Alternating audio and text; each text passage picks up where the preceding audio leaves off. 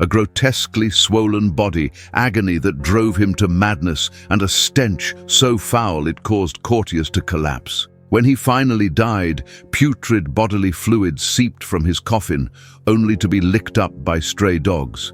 This wasn't a horror story, it was the real, revolting end of one of history's most terrifying monarchs. Today, we uncover the grim and seldom told truth behind the death of Henry VIII of England, a tale so repulsive, so macabre, that history itself has tried to bury it. Henry Tudor was born on June 28, 1491. When he ascended the throne at just 17 years old, he wasn't merely a king, he was a vision of chivalric perfection. Towering in stature, athletic, with flowing golden red hair and a regal presence, he quickly earned a reputation as Europe's most handsome prince. A Venetian ambassador once declared that Henry possessed an extraordinary figure and angelic countenance, superior in beauty to any other Christian ruler of the time. So how did this icon of virility and power descend into such a nightmarishly humiliating death? The turning point came with a single brutal moment, an accident that took place in January 1536 during a jousting tournament at Greenwich. At 44, the once vigorous king suffered a catastrophic fall when his horse collapsed beneath him in full gallop. He was knocked unconscious for 2 long hours, and although he survived, the incident left him with a ghastly leg injury, one that would never fully heal.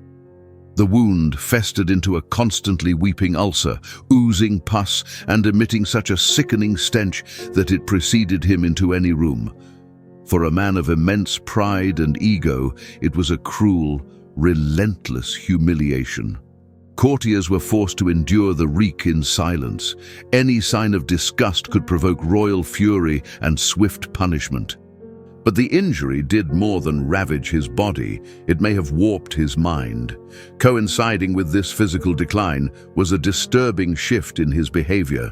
That same year, Henry condemned his second wife, Anne Boleyn, to death, accusing her of adultery and treason on charges that many historians now believe were fabricated.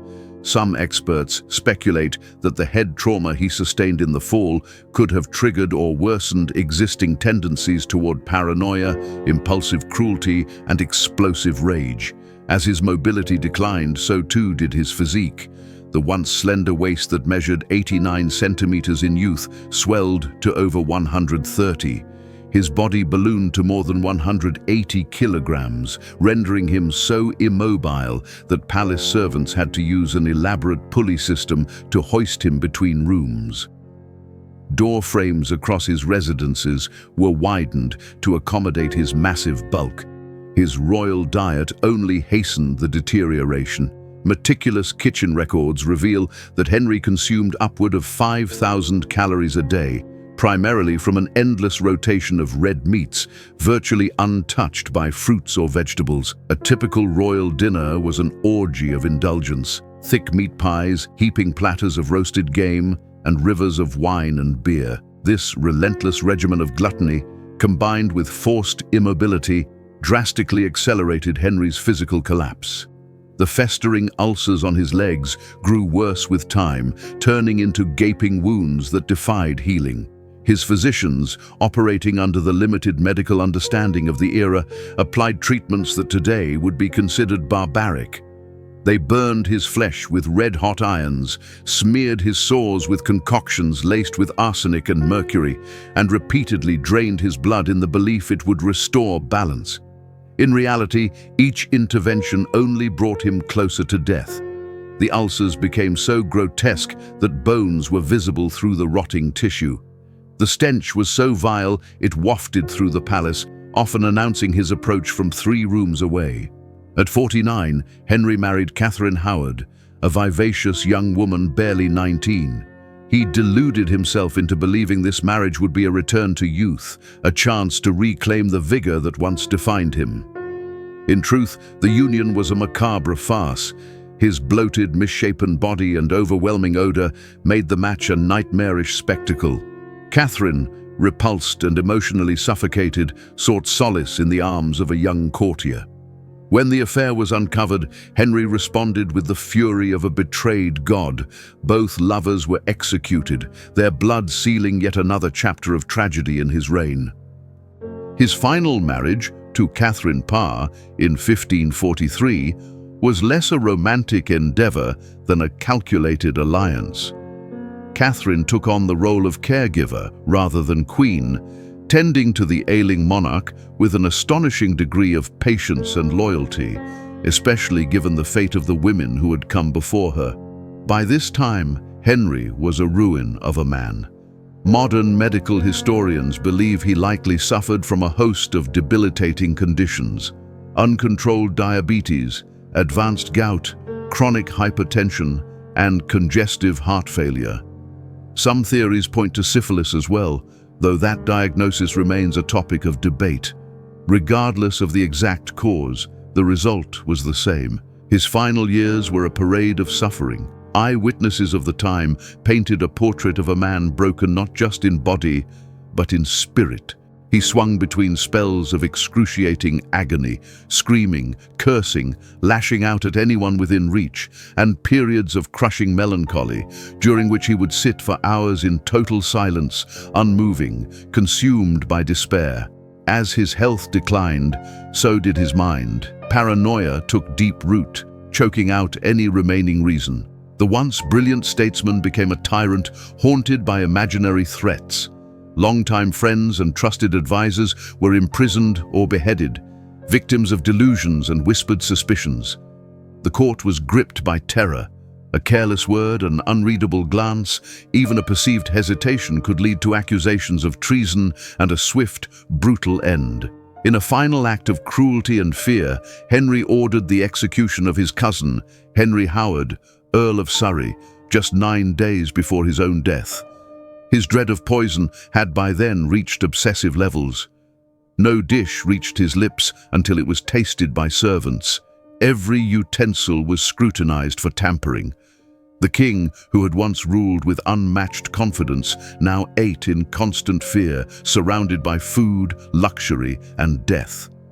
This growing obsession with poisoning may have been a symptom of Henry's unraveling mental state, or perhaps the result of repeated minor strokes that quietly chipped away at his faculties.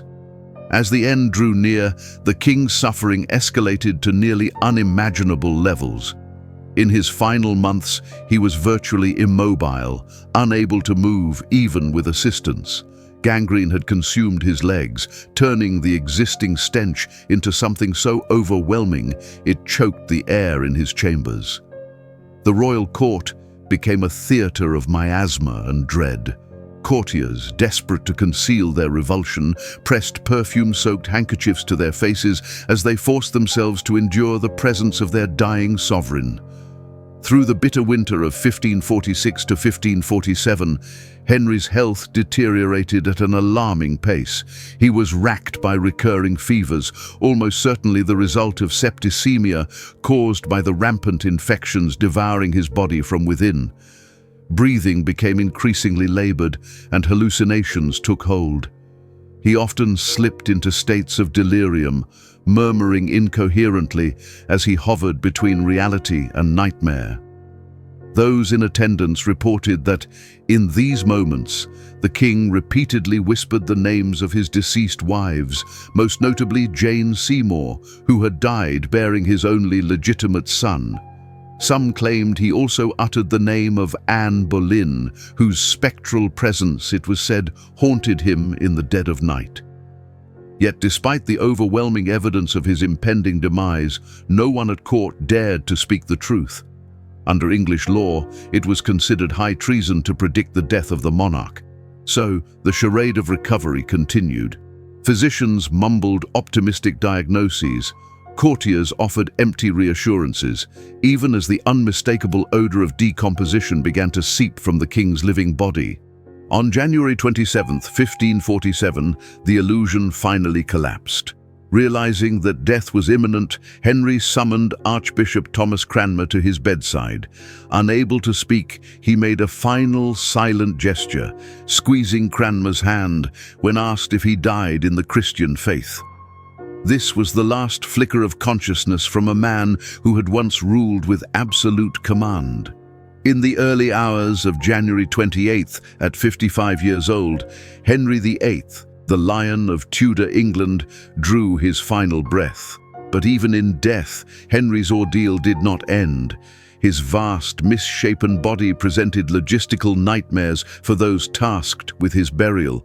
A specially constructed coffin had to be built to contain his immense frame. Preparing the remains for the funeral was a gruesome endeavor. Embalming in the 16th century was a crude process. The internal organs were removed, and the resulting cavities packed with aromatic herbs. It was an attempt to mask the inevitable decay, but it was not enough. As the body lay in state, awaiting its royal funeral, one of the most macabre episodes in Tudor history unfolded. The coffin, hastily and inadequately sealed, failed to contain the pressure and fluids of decomposition. While resting in the chapel of Sion Abbey, it began to leak. During the night, a horrific scene was discovered. Putrefactive fluid had seeped through the wood, spilling onto the chapel floor.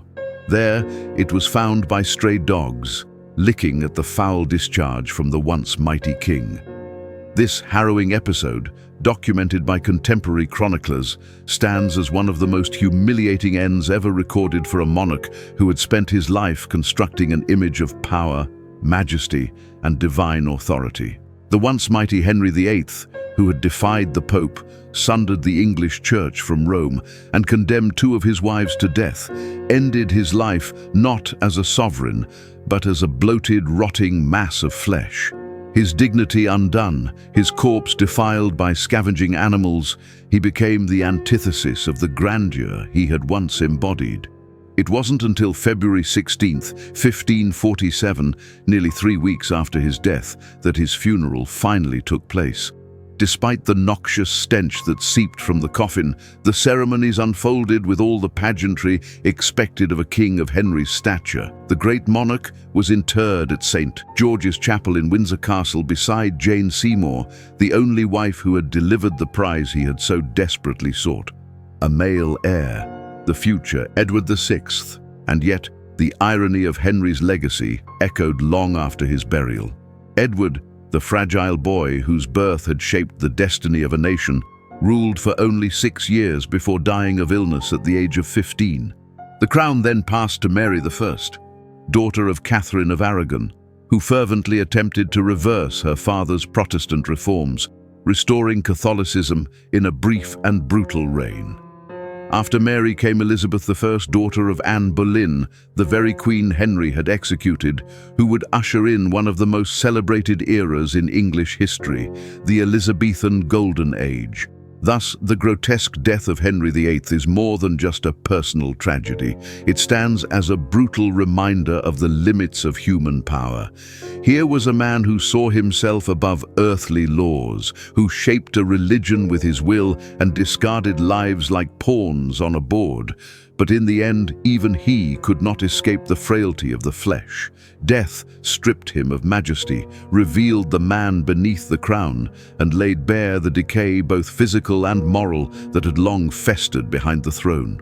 English historian Alison Weir aptly wrote, "It is one of the great paradoxes of history that a man who began with so much promise, beauty, and ability ended as a grotesque caricature of himself.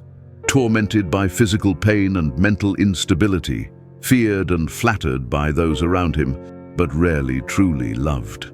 The transformation of Henry VIII from an ideal Renaissance prince to an obese, paranoid tyrant remains one of history's most compelling case studies. It illustrates how unchecked power, relentless ambition, chronic pain, and progressive disease can corrode the soul as surely as they ravage the body. And yet, his political legacy endures. The break with Rome and the birth of the Church of England, decisions made in pursuit of personal desire, reverberate through history to this very day. Henry VIII's life may have ended in horror, but the seismic changes he set in motion continue to shape the world we live in.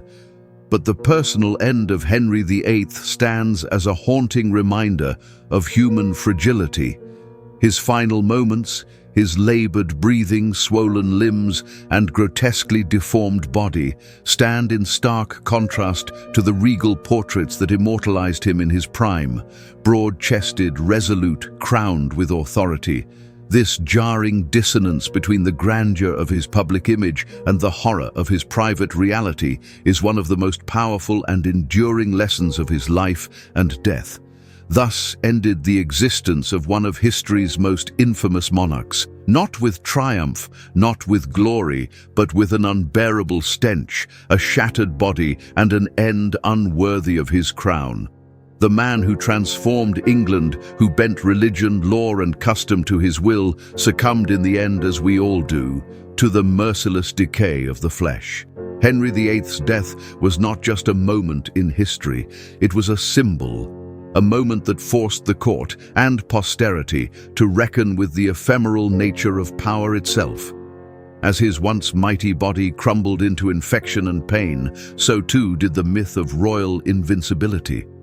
The divine institution of monarchy, long shielded by ritual and reverence, was suddenly laid bare, mortal, vulnerable, and disturbingly human. Perhaps the final irony in Henry's story is the cruel twist of fate that saw his desperate quest for a male heir end in disappointment. He broke with the church, executed wives, and reshaped the very fabric of his kingdom for the sake of a son, only for that son, Edward VI, to die at the tender age of 15. In the end, it was his daughters who would carry forward his true legacy. His death was not just a tale of medical horror, it was a moral reckoning, a slow, grotesque unraveling of flesh that turned the once ideal body of a Renaissance prince into a harrowing symbol of the transience of earthly glory. The rot that consumed him in life became the metaphor for the collapse of illusion.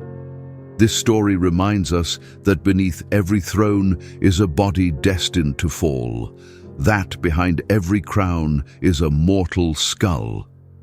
The terrible death of Henry VIII continues to captivate and horrify because it strips away the illusion of permanence and reveals, with stark clarity, the vulnerable humanity behind even the most absolute of powers.